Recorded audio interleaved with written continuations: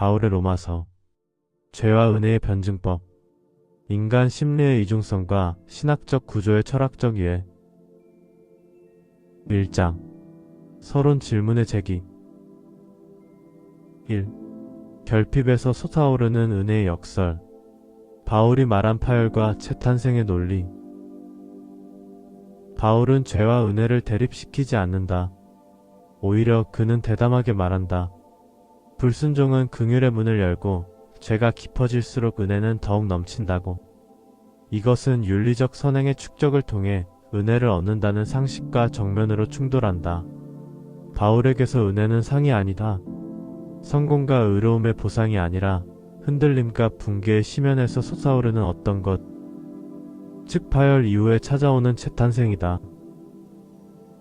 인간이 자신의 힘으로 정당함을 확보하지 못한다는 사실을 직면할 때 오히려 그 무력감 속에서 새로운 시작이 가능해진다. 이 논리는 급진적이다.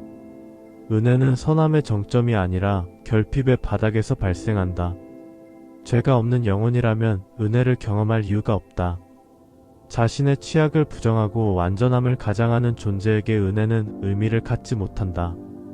은혜는 결핍과 부정의 여백 속에서만 흘러들어오기 때문이다. 인간이 바닥에 닿을 때, 즉 스스로를 유지하던 자아의 구조가 붕괴될 때 은혜는 비로소 숨을 얻는다. 이것은 윤리적 응보가 아니라 존재론적 전환이다. 그러나 질문은 남는다. 그렇다면 죄는 필요한가? 추락은 구원의 조건인가? 바울의 진술은 죄를 칭송하지 않는다. 다만 구원은 완전함이 아니라 파열의 인정에서 시작된다고 말한다. 바울의 역설은 한계를 은폐하지 말고 직면하라는 초대다. 인간이 자신의 흠과 불순종을 마주할 때, 즉 무너짐을 회피하지 않을 때 은혜가 길을 튼다. 이때 은혜는 보상이 아니라 사건, 개입, 돌연한 빛이다. 선이 아닌 결핍에서 솟아오르는 힘. 이것이 바울이 보여준 구원의 역설이다. 3. 신학을 심리 구조로 번역하기. 바울의 역설이 드러내는 인간 정신의 메커니즘. 이 영상의 목적은 단순하다. 바울의 역설을 교리의 문제가 아니라 인간 정신의 구조를 설명하는 언어로 재해석하는 것이다.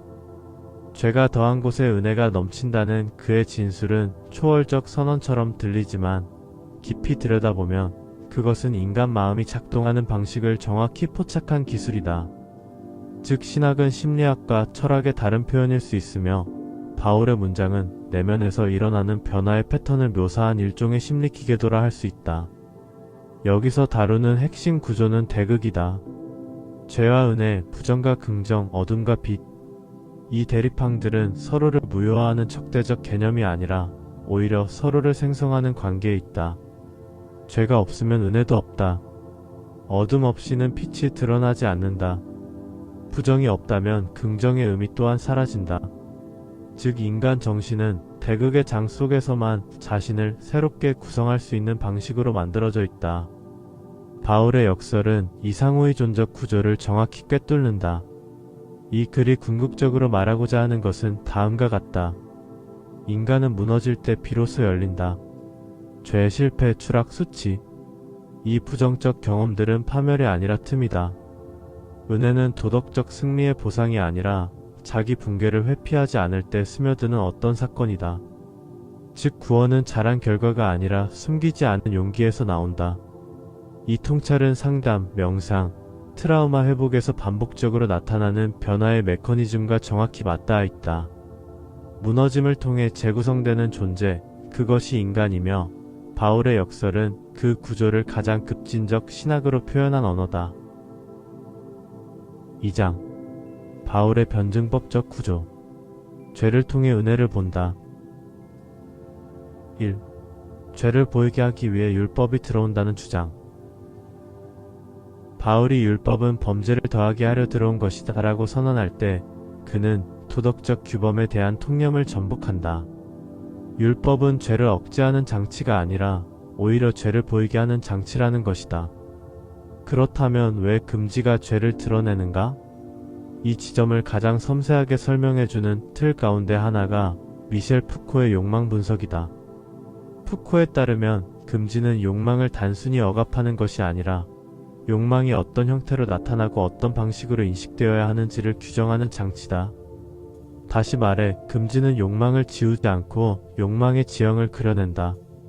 예를 들어보자. 어떤 아이가 사물을 만지려 할 때 아무 말이 없다면 그는 단순한 충동적 행동을 할 뿐이다.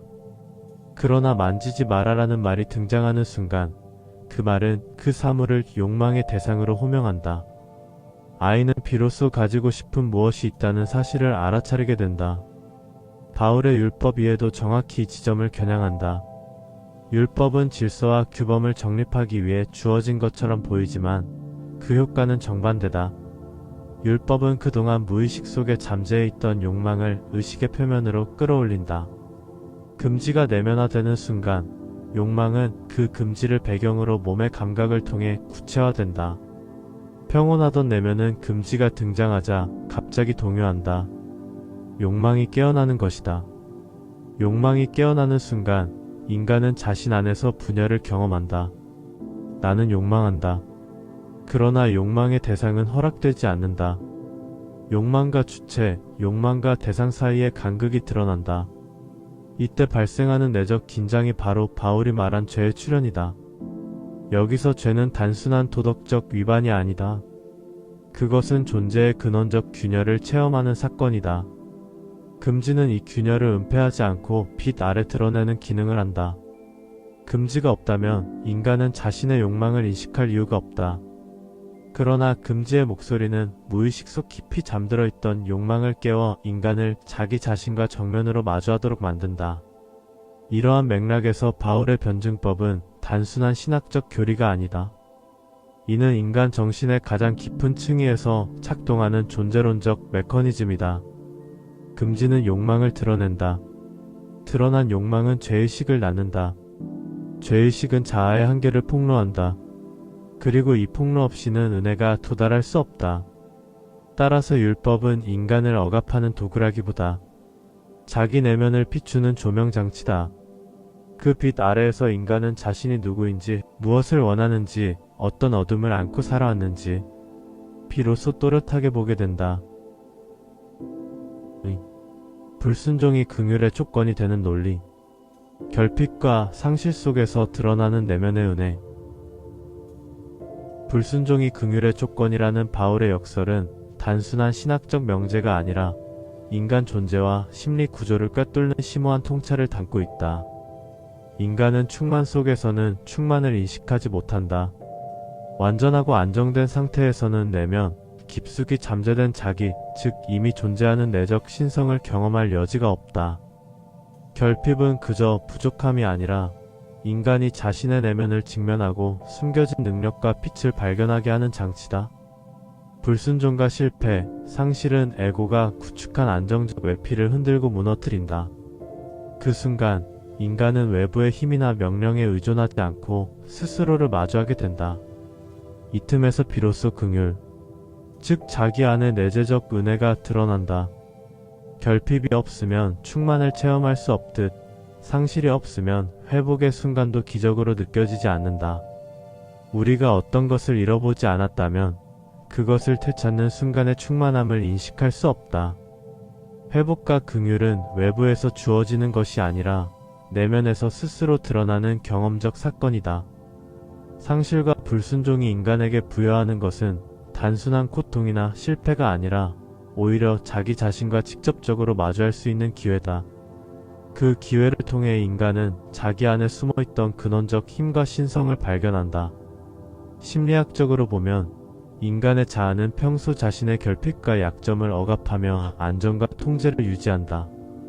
교육, 사회적 규범, 개인적 경험은 이러한 억압을 강화한다. 그러나 불순종과 상실의 순간 자아의 방어는 깨지고 인간은 더 이상 자신의 불완전함을 외면할 수 없다. 이때 결핍은 단순한 부족이 아니라 인간이 자신을 깊이 이해하고 자기 자신에게 긍휼을 베풀 수 있도록 만드는 조건이 된다. 상실의 경험은 회복의 순간을 극적으로 만들고 그 회복 속에서 자기 자신 안에 항상 존재하던 은혜가 각성한다.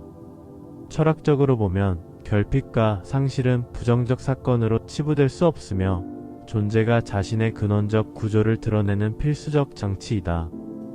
인간은 자신 안의 결핍과 실패를 경험함으로써만 내적 충만과 빛을 체험할 수 있다.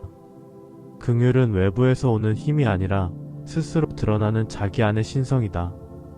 불순종과 상실은 인간을 무너뜨리는 것이 아니라 인간이 이미 지니고 있던 내적 은혜를 발견하고 경험하게 하는 통로이다. 결국 바울의 역설은 단순히 죄와 은혜의 관계를 설명하는 신학적 논리를 넘어선다. 그것은 인간 존재의 구조적 메커니즘을 꿰뚫어보는 통찰이다. 3. 어둠이 없으면 빛은 스스로를 드러낼 수 있는가? 바울의 심리학적 구조. 바울이 말하는 타락은 은혜의 무대이며 어둠은 빛이 작동하는 배경이라는 명제는 단순한 신학적 문장 이상이다.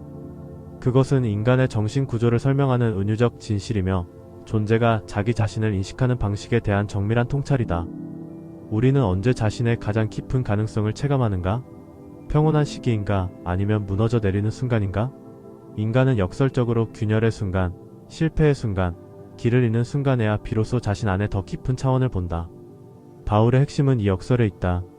인간의 타락은 단순한 도덕적 실패가 아니라 더 깊은 내면적 어떤 것이 깨어나는 출입구가 된다는 사실이다. 평탄한 일상에서는 자아는 최소한의 기능만으로도 살아갈 수 있다.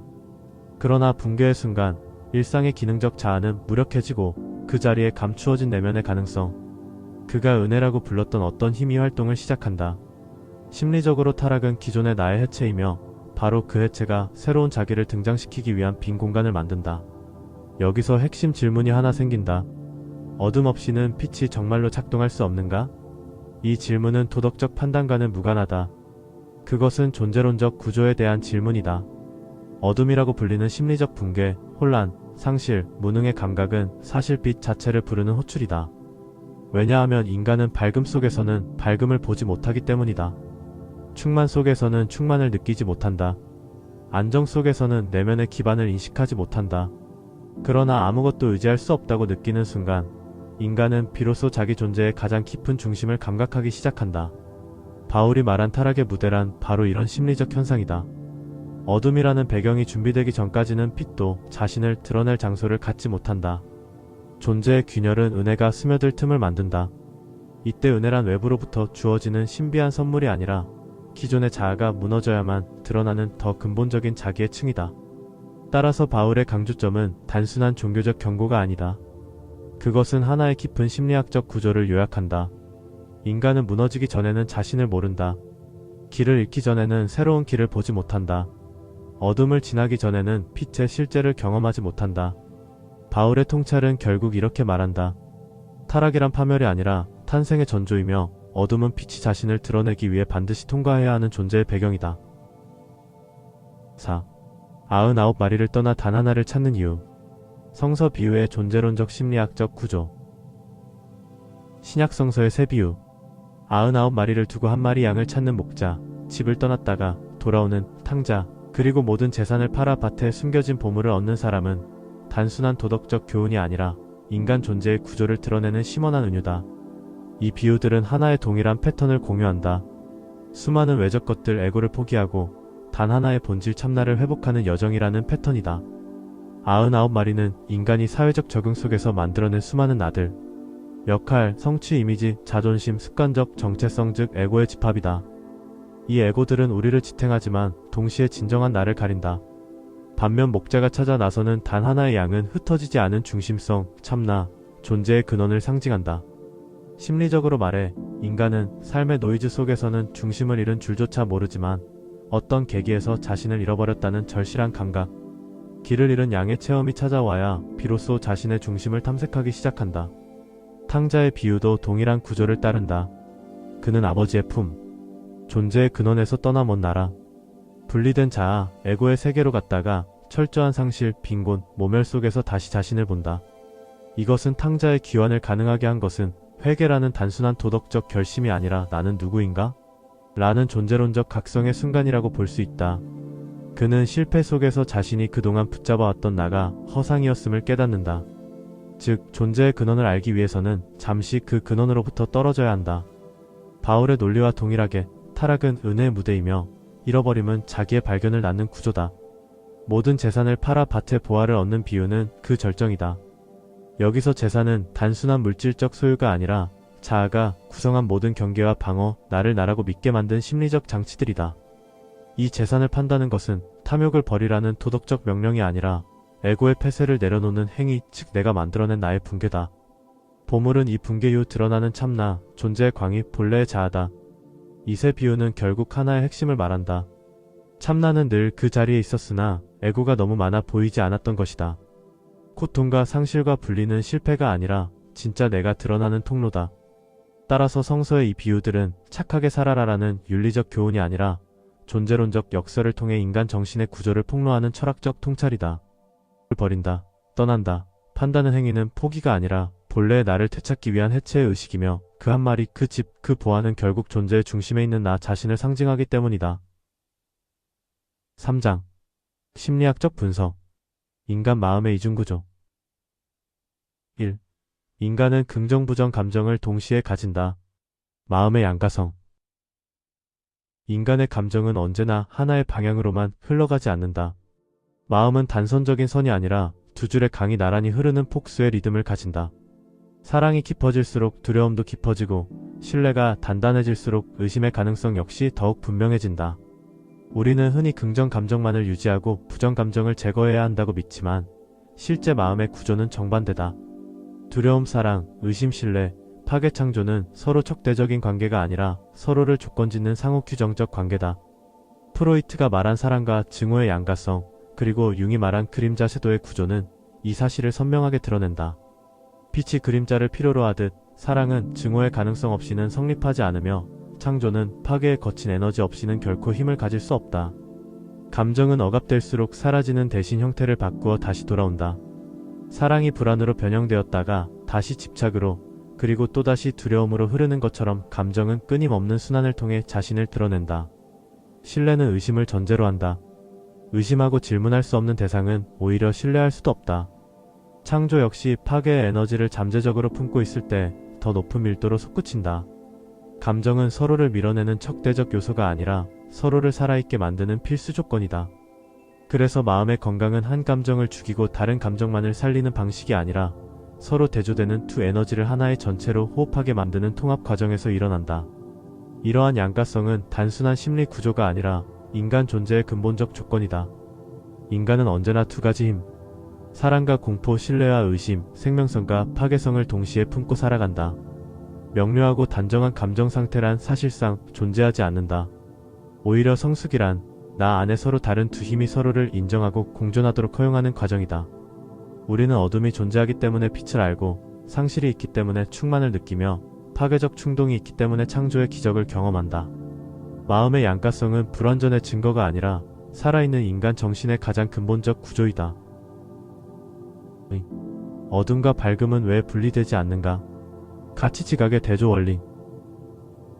인간 마음에서 어둠과 밝음, 증오와 사랑, 절망과 희망은 결코 따로 존재하지 않는다. 감정은 분리된 두 세계가 아니라 하나의 연속체에서 서로를 비추고 서로를 강화한다. 사랑을 예로 들어보자. 사랑은 언제나 증오의 가능성과 함께 있다. 누군가를 깊이 사랑한다는 것은 그만큼 그 사람에게 투자한 정서적 에너지가 크다는 뜻이다. 관심의 총량이 커질수록 감정의 진폭도 커지며 그 진폭 안에서 사랑과 증오는 서로를 밀어내기보다 서로를 조건짓는다. 사랑이 깊기 때문에 상처받을 가능성도 커지고 그 상처의 자리에서 증오는 그림자처럼 발생한다. 즉, 증오가 가능하다는 사실 자체가 이미 사랑이 강하게 작동하고 있다는 표시다. 감정이 극단화될 때 그 구조는 더욱 분명해진다. 누군가를 향한 미움이 극에 달하는 순간을 떠올려보라. 그 순간 드러나는 것은 사실 단순한 사랑의 공백이 아니라 사라졌다고 느껴지는 사랑에 대한 갈망이다. 융이 말한 포상적 구조. 그림자와 빛의 균형은 바로 이 지점을 가리킨다. 한 감정이 지나치게 확장되면 의식의 균형을 위해 반대 감정이 그 밑바닥에서 더 강하게 대비되어 나타난다. 그래서 미움이 절정에 닿을 때 오히려 마음속 깊은 곳에서 잃어버린 사랑의 윤곽이 더욱 뚜렷해지는 것이다. 고통의 감정이 깊을수록 기쁨의 감정이 더 선명해진다. 어둠이 짙을수록 빛은 더 극적으로 떠오르는 것처럼 절망의 나락에서 희망이 기적처럼 느껴지는 이유는 그 대비가 극대화되기 때문이다. 결국 감정의 강도는 빈도로 결정되지 않는다. 우리가 어떤 감정을 얼마나 자주 경험하느냐보다 그것이 어떤 배경 위에서 경험되는지가 중요하다. 게슈탈트 심리학의 배경과 도형의 원리가 여기에 정확히 적용된다. 밝음은 밝음만 있는 공간에서는 보이지 않는다. 완전히 밝은 방에서는 빛의 존재를 의식하지 못한다. 빛이 의미를 얻는 순간은 언제인가? 어둠을 배경으로 삼을 때다. 마찬가지로 사랑도 평온한 일상 속보다 상실이나 갈등의 순간에 더 격렬하게 체감된다.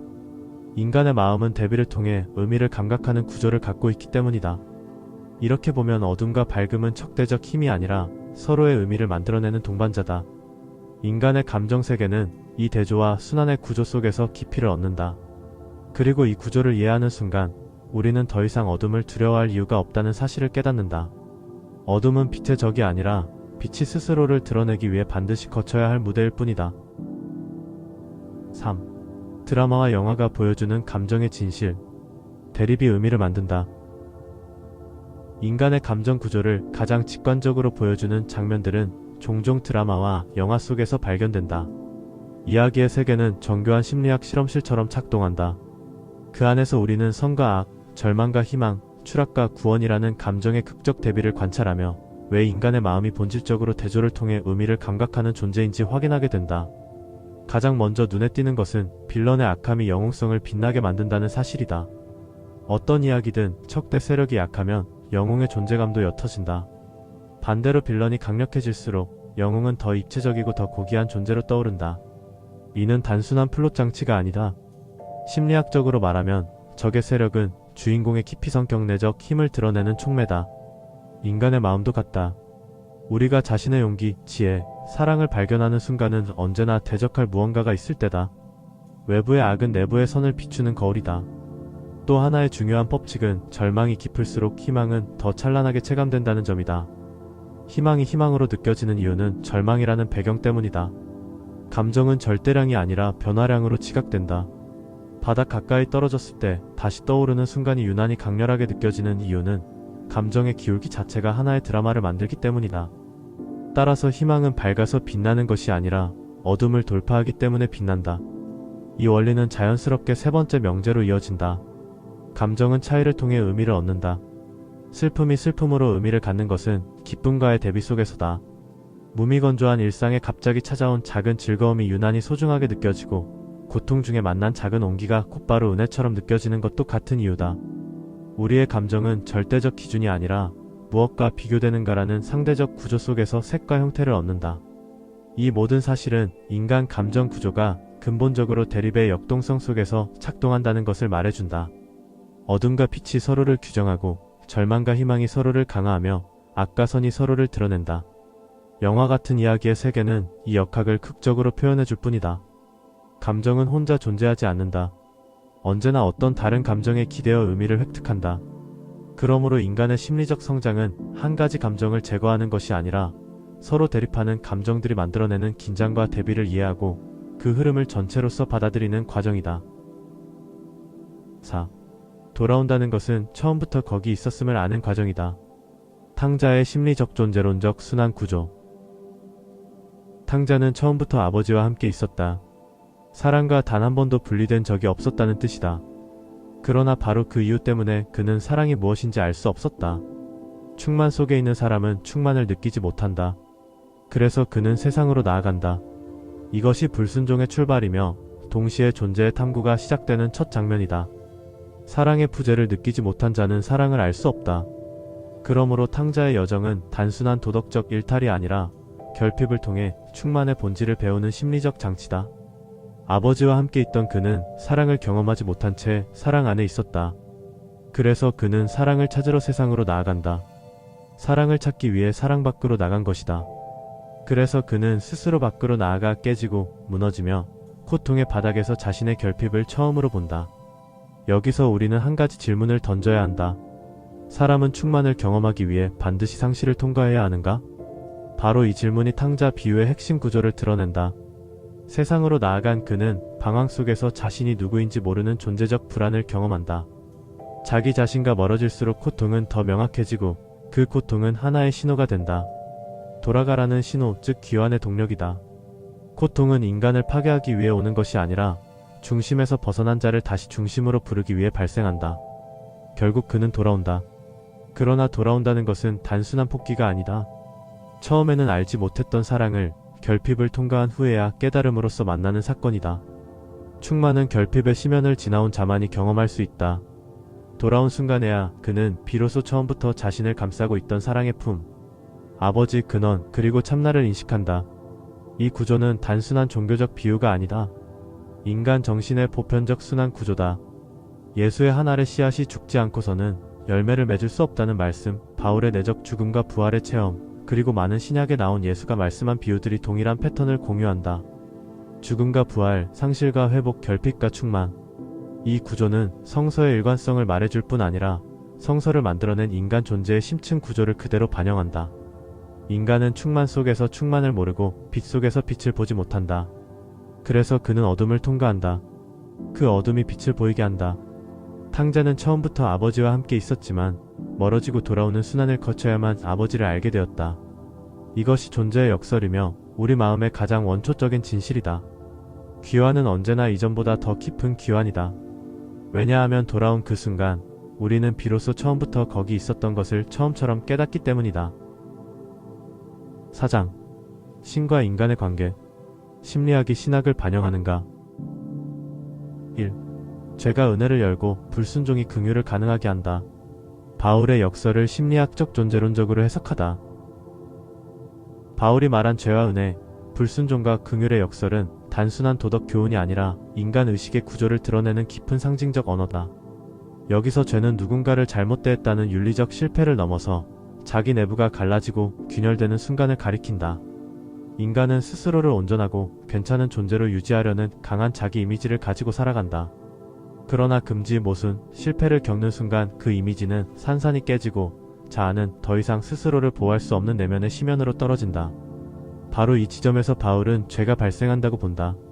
죄란 어떤 비도덕적 행위의 문제가 아니라 나는 생각보다 약하고 선하지 않으며 통제할 수 없는 존재라는 자각의 충격이다. 아이러니하게도 은혜는 이 자리에서만 발생할 수 있다. 은혜란 외부로부터 떨어지는 초월적 보상이 아니라 자아가 더 이상 자신을 지탱하지 못할 때 드러나는 본래의 중심성이다. 내 힘의 종말이 오기 전까지 인간은 본래성을 보지 못한다. 그래서 은혜는 실패의 산물이다. 성공의 상태에서는 인간은 자신을 보지 못한다.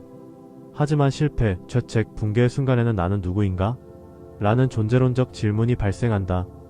이 질문 자체가 은혜의 문을 연다. 은혜는 하늘에서 주어지는 것이 아니라 자기 기만이 무너진 자리에서 솟아나는 내적 진실성이다. 불순종 또한 마찬가지다. 바울이 말한 불순종은 규범을 어겼다는 행위 차원이 아니다. 그것은 나는 선한 인간이라는 자기 이미지가 무너지는 사건이다. 그래서 그는 말한다. 구원은 행위에서 나온 것이 아니다라고. 인간은 자신이 생각한 만큼 성숙하거나 선하지 않음을 깨닫는 순간 자신의 취약성이 적나라하게 드러난다. 이때 은혜가 발생한다. 은혜는 결핍, 실패, 고통이 없는 곳에서는 절대 작동하지 않는다. 은혜란 무너진 나를 미워하지 않고 받아들일 수 있는 능력이며 자기 연민의 근원적 형태이다. 즉 은혜는 무너진 자기 자네 위에서만 일어나는 자기 수용의 감정적 사건이다. 왜 이러한 역설이 가능할까? 인간 의식은 대조를 통해서만 깊이를 경험하기 때문이다. 빛은 어둠의 배경에서만 드러나고 충만은 결핍 위에서만 경험된다. 심리적 감정적 구조가 본래적으로 그렇다. 에고가 강하면 세계는 자기중심적 해석으로 굳어지고 은혜나 긍휼의 자리는 차단된다. 그러나 에고가 무너질 때 그동안 지탱했던 자신의 정체성이 해체되면서 본래의 중심이 드러난다. 실패는 단순한 후퇴가 아니라 진짜 자기로 돌아가기 위한 존재론적 조건이다. 이 역설은 단순히 신학적 주장에 그치지 않는다. 바울의 구조는 현대 심리학에서 말하는 심층 구조와 정확히 호응한다. 라캉은 결핍이 욕망을 만들어내고 욕망이 주체를 구성한다고 말한다. 위니콧은 트루 셀프가 나오기 위해서는 기존의 폴스 셀프 구조가 무너지거나 더 이상 기능하지 않아야 한다고 말한다. 융은 그림자와의 조우가 자아의 전체성을 열어주는 관문이라고 보았다. 모두 동일한 구조다. 무너짐, 자각, 전환, 통합이라는 순환. 결국 바울의 언어는 종교적 상징에 머무르는 것이 아니라 인간 존재의 심리 구조를 압축적으로 표현한 것이다. 죄, 불순종, 은혜, 긍휼은 각각 도덕 문제가 아니라 무너짐, 자각, 돌아봄, 회복이라는 의식의 변증법을 가리킨다. 죄가 은혜의 문을 열고 불순종이 은혜를 가능하게 하는 이유는 단순한 교리적 역설이 아니라 존재의 실질적인 구조 때문이다. 인간은 자신이 무너진 자리에서만 자신을 만나고 자신을 만난 자리에서만 다시 일어설 수 있다. 신적 이중성과 인간 마음. 신이 스스로를 인식하는 방식으로서의 인간. 신과 인간의 관계를 논할 때 바울의 역설적 구조, 즉 죄가 은혜를 드러내고 불순종이 긍휼의 조건이 된다는 주장은 단순한 종교적 교리가 아니다. 그것은 인간 심리의 근본 구조와 신학적 사유가 서로를 비추는 거울처럼 작동하는 깊은 사태를 폭로한다. 왜 이런 역설이 가능한가? 왜 어둠이 있어야 빛이 드러난다는 구조가 신과 인간 관계 전체를 관통하는가? 여기에는 두 가지 가능성이 있다. 첫째, 신학이 인간 심리의 이중성을 확대해 형이상학적 차원으로 투사한 것일 수 있다. 즉 인간 마음에 본래 존재하는 밝음과 어둠, 사랑과 두려움, 확신과 의심의 구조가 신과 인간의 관계로 확장되며 신은 인간 내면의 드라마가 외화된 상징적 형상이라는 해석이다. 인간의 가장 깊은 심리적 투쟁이 신의 공의와 사랑이라는 초월적 언어로 재해석된 셈이다. 죄와 은혜의 관계는 죄책감과 자기수용이라는 인간 마음속 메커니즘의 확대일 뿐이라는 관점이다. 그러나 두 번째 가능성은 훨씬 더 급진적이다. 인간의 이중성이 투사된 것이 아니라 인간의 이중성 자체가 신적 존재의 이중성을 반영하고 있는 것이라는 해석이다. 즉 신이란 존재가 본래 사랑과 공의, 포용과 경계, 자비와 엄격함이라는 양극적 속성을 동시에 지니며 인간의 마음은 그 신적 이중성을 축소판으로 체화한 구조라는 것이다. 인간의 갈등과 분열은 단지 심리적 문제가 아니라 신이 스스로를 인식하고자 할 때 반드시 거쳐야 하는 내적 구조가 인간 마음 안에 새겨져 있는 모델이라는 해석이다. 여기서 다음의 결정적 문장이 등장한다. 신이 무조건적인 사랑이라면 그것은 조건적 사랑의 가능성을 전제한다. 절대적 공의가 있으려면 잘못이라는 것이 먼저 있어야 한다. 포용은 경계를 필요로 하고 자비는 엄격함이라는 대립물을 통해 그 의미를 획득한다. 신이 단순히 밝음이라면 신은 스스로의 밝음을 인식할 수 없다. 밝음이 되기 위해서는 어둠이 필요하고 사랑이 사랑으로 인식되기 위해서는 상처의 가능성이 전제되어야 한다. 이것은 논리적 귀결이 아니라 신의 존재론적 구조일 수 있다. 그렇다면 인간의 마음속에서 벌어지는 이중성, 사랑과 미움, 신뢰와 두려움, 자기 비난과 자기 용서, 이 모든 감정의 긴장은 단순한 심리적 현상이 아니라 신적 구조의 내재적 흔적일 수 있다. 인간 심리는 신적 이중성이 압축된 형태로 존재하는 장이며 갈등은 결함이 아니라 신적 구조가 인간 안에서 작동하는 방식이다. 결국 인간 안의 이중성은 신학적 개념의 반영이 아니라 신이 자신을 드러내고 인식하기 위해 선택한 심리적 형식일 가능성이 있다. 인간의 분열, 실패, 죄의식, 회복, 긍휼의 경험은 신적 속성이 인간 내면에서 자기인식을 수행하는 과정이다. 바울의 역설은 그래서 단순한 신학적 명제가 아니다. 그것은 인간과 신이 동일한 구조를 공유하고 있다는 급진적 존재론의 선언이다. 어쩌면 인간은 신의 그림자가 아니라 신이 자기 깊이를 이해하기 위해 만들어낸 심리적 거울인지 모른다. 3. 예수 내러티브의 심리적 구조. 신이 인간이 된다는 선언은 단순한 기독교 교리가 아니라 존재가 스스로를 타자로 보려는 심리적 운동을 상징한다. 절대적 존재는 그 절대성 안에서는 자신을 확인할 수 없다. 신이 단순히 밝음으로 지속된다면 스스로의 밝음을 인식할 수 없다. 밝음을 알기 위해서는 어둠이라는 배경이 필요하고 충만을 알기 위해서는 결핍의 경험이 필요하다. 예수 내러티브는 바로 이 점에서 신이 인간이 됨이라는 사건을 심리학적 구조로 제시한다. 신이 인간이 된다는 것은 자기 존재를 타자화하여 인간적 조건 즉 고통, 유한성, 버려짐, 절망, 분열을 통해 자신을 반사적으로 경험하는 과정이다. 그렇다면 질문은 이것이다. 왜 절대자는 굳이 자기 자신을 낯선 형식, 즉 인간이라는 제한된 존재로 체화해야만 했는가? 이 질문은 곧 인간의 심리 구조에도 똑같이 던져진다. 우리는 타자를 통해 자신을 본다. 관계를 통해, 상처를 통해, 부재를 통해, 욕망을 통해 나라는 존재가 어떤 성질을 띠는지 역으로 알게 된다. 인간이 인간을 통해 자신을 인식하듯 신은 인간이라는 타자를 통해 자신을 드러낸다는 것이다. 이 논리로 보면 인간 안의 어둠, 결핍, 수치는 단순한 결함이 아니다. 그것은 존재가 스스로를 비추기 위해 마련한 반사면이다. 어둠의 극점, 버려짐, 부정, 실패, 죽음을 통해 오히려 가장 찬란한 자기 드러남이 일어난다는 역설. 그래서 바울은 그 당시 저주의 상징인 십자가를 은혜의 상징으로 바꾼 것이다. 예수의 십자가는 신적 존재가 인간적 조건의 심연까지 내려감으로써 스스로가 누구인가를 다시 확인하는 내면의 극장이다. 그 어둠 속에서 사랑은 더욱 선명해지고 버려짐 속에서 포용의 깊이는 드러난다. 결국 예수 내러티브는 단순한 종교적 사건이 아니라 인간 마음의 구조를 확대해 보여주는 심리적 모델이다. 인간이 타자를 통해 자신을 알고 고통을 통해 존재를 되찾듯 신도 인간이라는 타자를 통해 스스로를 드러내는 것이다. 인간의 어둠은 신의 밝음을 위한 배경이며 인간의 상처는 신의 사랑이 작동하는 장면이다. 예수 이야기는 이중구조인 밝음은 어둠 속에서만 드러나고 충만은 결핍 속에서만 느껴지며 사랑은 버려짐의 경험 속에서만 완전히 인식된다는 구조의 존재론적 드라마다. 5장 결론. 바울의 로마서는 인간 정신의 거울이다. 바울의 로마서를 신학적 정답의 체계로만 읽는다면 우리는 그 깊이를 놓치게 된다.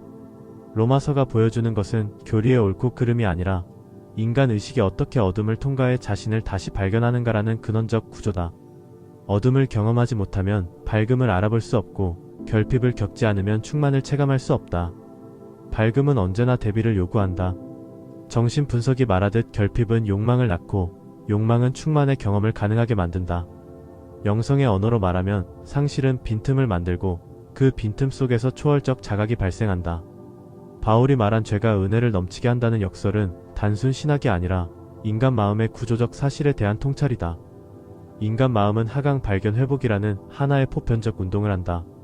자아가 무너지고 그 무너짐 속에서 근원적 자원, 참자아 혹은 신성이 드러난다. 고통과 완화, 무질서와 질서, 혼돈과 형태는 서로 얽혀 순환한다. 바울은 이 심리적 구조를 종교적 언어로 번역했을 뿐 구조 자체는 인간 정신의 원형적 법칙에 가깝다. 바울의 메시지는 사실 한 문장으로도 요약된다. 인간은 추락을 통해 구원을 배운다. 타락은 벌이 아니라 각성의 기회다. 자아의 실패는 자기 근원에 대한 깊은 돌아봄을 불러오고 고통은 깨달음의 문턱을 만든다. 밝음은 언제나 어둠의 가장자리에서 태어난다. 가장 극적인 결핍이 있을 때 비로소 충만은 감각되며 절망의 바닥이 희망의 촉감을 더 강렬하게 만든다. 심리적 대비가 영적 통찰을 가능하게 하는 것이다. 우리는 어둠이라는 배경이 없었다면 밝음을 인식할 방법조차 갖지 못했을 것이다. 로마서는 두 겹의 텍스트다. 하나는 신이 인간의 죄와 불완전성을 품고 들어와 사랑의 본질을 드러내는 신학적 이야기다. 하지만 그 속에는 또 다른 층위가 있다. 그것은 인간 심리의 심연을 드러내는 정신분석적 신학이다. 율법은 금지의 구조, 죄는 욕망을 낳는 결핍의 구조, 은혜는 통합과 중심의 회복이라는 심리적 기제를 표현한다. 로마서는 단순히 신을 설명하는 문서가 아니라 인간 의식의 메커니즘을 해부하는 텍스트다. 다시 말해 바울은 신을 말하고 있는 것 같지만 사실은 인간의 무의식을 이야기하고 있는 것이다.